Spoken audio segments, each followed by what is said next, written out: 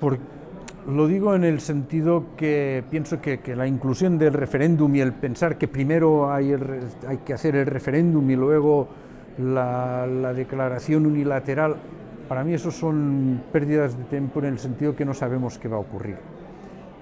La independencia de Cataluña se va a parecer mucho, por ejemplo, a la caída del muro de Berlín, es decir, a un proceso que 24 horas antes nadie había previsto, que si hubiesen consultado a los dirigentes de cada país de la Unión Europea, habrían dicho que ni pensarlo, por lo que podía suponer de desbarajuste en los equilibrios internos, que incluso Kohl no se atrevió ni a proponerlo en referéndum a los alemanes, ni lo discutieron ni lo aprobaron en su propio Parlamento.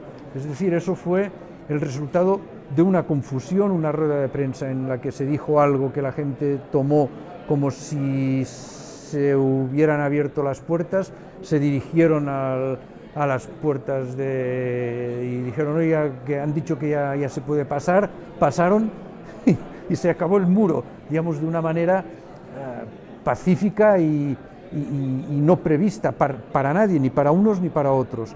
Y en la independencia de Cataluña yo creo que no podemos saber qué va a pasar, porque qué es lo que va a ocurrir, qué decisiones no lo sabemos nosotros, no lo saben el Estado español, no sabe qué va a hacer, no tiene ni idea de cómo va a reaccionar. Por lo tanto, si la discusión sobre si ponemos primero el referéndum o lo ponemos después, eso tiene que dividirnos, como suele ocurrir, me parece inútil. Oiga, haremos dos cosas: desconectaremos y haremos un referéndum para validar el proceso. ¿Cómo lo haremos?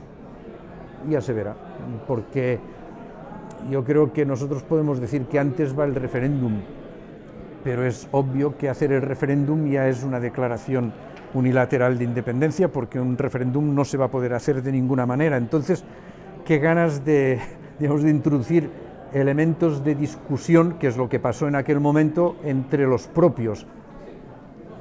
Vamos a declarar unilateralmente la independencia y vamos a hacer un referéndum porque lo haremos con toda la legitimidad democrática. ¿Cómo? ¿En qué orden? Ya se verá. Hay que tenerlo todo a punto.